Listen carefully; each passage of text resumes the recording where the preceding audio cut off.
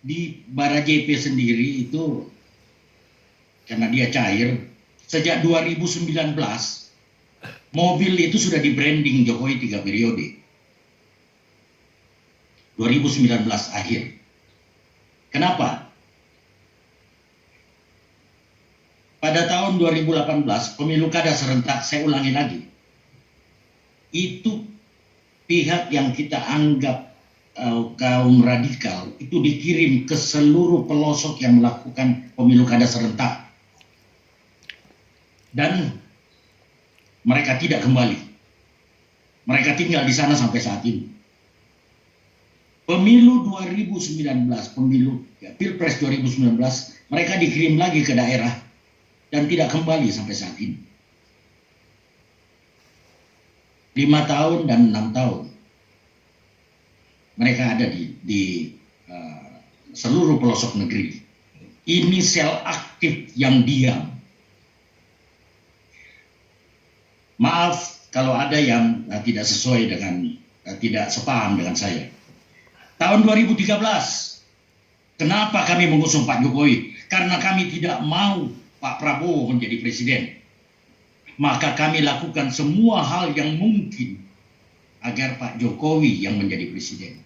Tapi ranah kami terbatas. Karena itu tetap menjadi kewenangan partai politik untuk mengusung. Dan kewenangan anggota legislatif untuk merubah undang-undang seandainya pada waktu itu kami sempat desak supaya ada calon independen. Jadi kami lakukan saja apa yang kami anggap bisa kami lakukan, mengumpulkan tanda tangan. Itu 2013. Dan ingat, pada saat itu keyakinan kami bertambah karena elektabilitas Pak Jokowi itu konstan di atas 60% dan pada saat yang sama elektabilitasnya Pak SBY sebagai presiden turun. Sejarah berpihak pada orang-orang yang pada waktu itu mengusung Pak Jokowi sebagai presiden.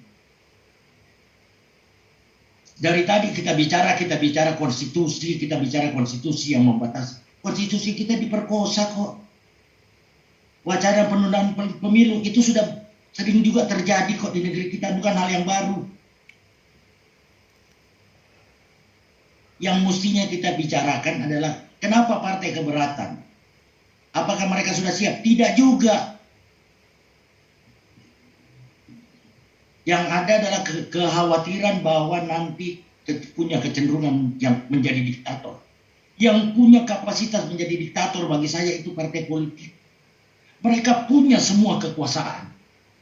Tidak ada kebijakan strategis presiden yang tidak harus dikonsultasikan dengan DPR. Omnibus Law Pak Jokowi aja banting-banting kok. Yang berkuasa siapa? Legislatif, partai politik. Di yudikatif, partai politik. Kekhawatiran mereka bahwa Pak Jokowi menjadi diktator di mana? Justru karena kita punya undang-undang dasar itu tidak lagi sakral, maka peluang dia di amandemen itu terbuka. Yang bikin siapa pada waktu itu? Anggota-anggota DPR pada waktu itu kok yang buka peluang itu. Jadi saya punya ini bahwa tidak usah alergi dengan bicara penundaan pemilu atau dengan tambah masa jabatan. Karena biarpun kami relawan bergerak seperti orang gila, kewenangan itu tidak ada di situ.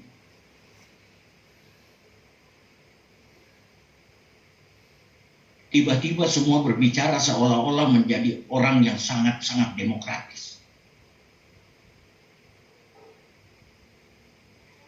Saya ketemu Pak Jokowi baru-baru. Pak Jokowi punya ini, yang jadi pemikiran Pak Jokowi adalah 2 hal. Pertama, IKN, yang kedua penegakan hukum. Pak Jokowi cuma pesan bahwa cuma diinikannya kalau ada yang bisa, mudah-mudahan pemimpin selanjutnya bisa meneruskan apa yang menjadi harapan beliau. Beliau sampai saat terakhir masih menolak wacana 3 periode atau perpanjangan masa jabatan. Karena beliau katakan, saya akan taat pada konstitusi. Jadi yang kami relawan lakukan adalah bagaimana supaya konstitusi itu dirubah. Sekali lagi, wacana penundaan pemilu bukan barang baru di Republik ini. Wacana mengamandemen Undang-Undang Dasar bukan barang baru di negeri ini. Jadi jangan lagi dibikin sakral hanya atas nama kepentingan pribadi. Jangan bicara Pak Jokowi punya sahabat politik, tapi yang tidak setuju yang punya sahabat politik.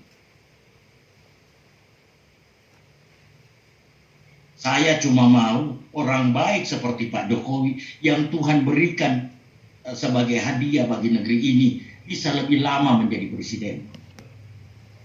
Karena dengan begitu Indonesia akan terbangun. Karena beliau itu bukan oligarki politik, oligarki parpol ya. Kekuasaan beliau terbatas.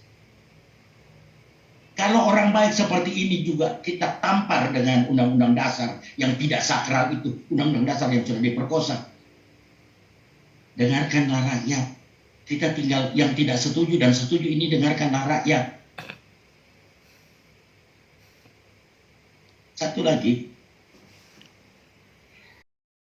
ditempatkan kalaupun kepentingan politisi, rakyat ditempatkan sebagai deret hitung. Tapi mereka itu tetap cuma jadi objek.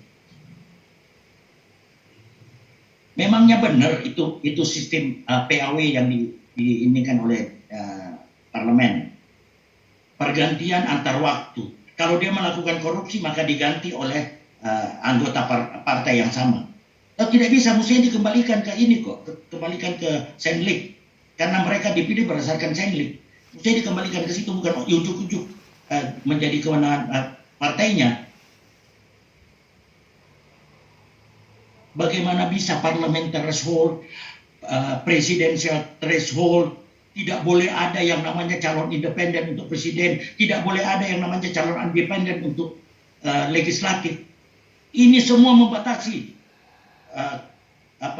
aspirasi rakyat. Semua diatur oleh partai. Mbak siapa tadi yang dari peneliti itu? Coba juga teliti bagaimana sikap partai politik. Ini semua berkaitan kok. Ini masalah syahwat.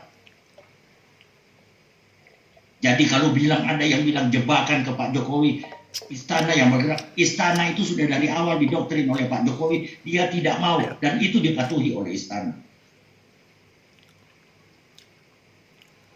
Satu lagi, jika satu waktu akhirnya pemilu Pak Jokowi tidak bisa dan yang menang Anies,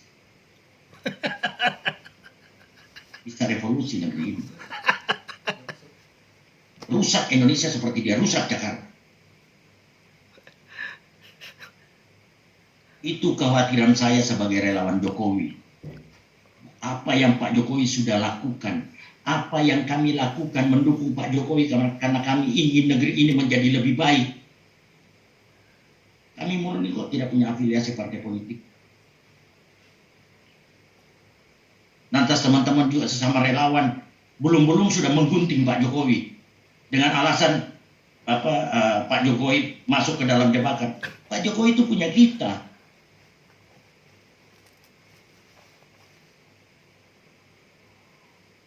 Jadi mestinya pendidikan politik itu hal seperti ini dilakukan oleh partai politik, bukan mengajarkan bagaimana korupsi, bagaimana kolusi. Untuk saya, beliau orang baik, pantas mendapat kesempatan memimpin Republik ini lebih lama.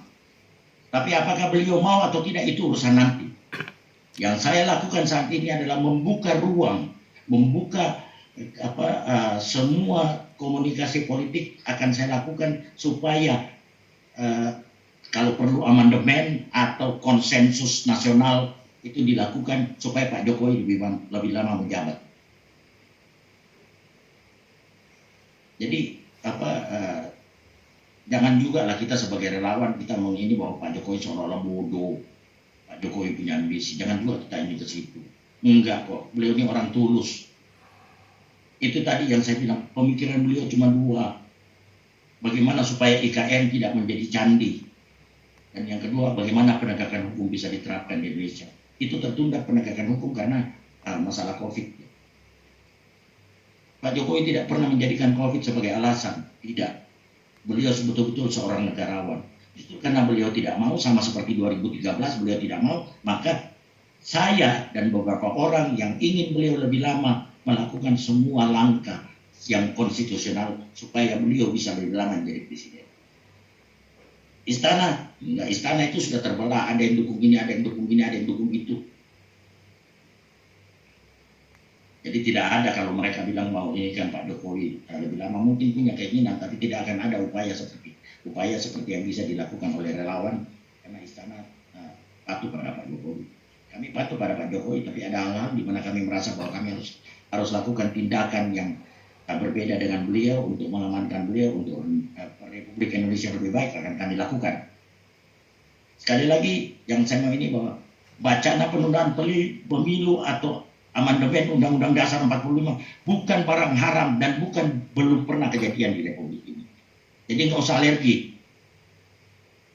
Saya minta kepada semua relawan Jokowi, tegak luruslah kepada Pak Jokowi. Jangan belum kita gunting Pak Jokowi. Ini kan membuat para pesolek yang sudah berkampanye merasa mendapat angin. Salah satu awal kami lakukan kampanye Jokowi 3 periode itu supaya orang-orang yang sudah berkampanye tahu bahwa bisa Pak Jokowi tetap menjadi presiden dan apa yang mereka lakukan itu menjadi sia-sia. Maka fokuslah bekerja. Itu aja yang mau saya sampaikan. Oh, satu, ini lagi yang terakhir. Saya berbicara juga berdasarkan fakta karena saya salah satu orang yang paling sering turun ke lapangan. Inilah suara masyarakat. Mungkin berbeda yang saya tangkap dengan Mbak siapa itu tadi. Tapi yang pasti Mbak, saya minta tolong diinikan juga partai politik kaitannya dengan pencalonan ini. Terima kasih. Assalamualaikum warahmatullahi wabarakatuh.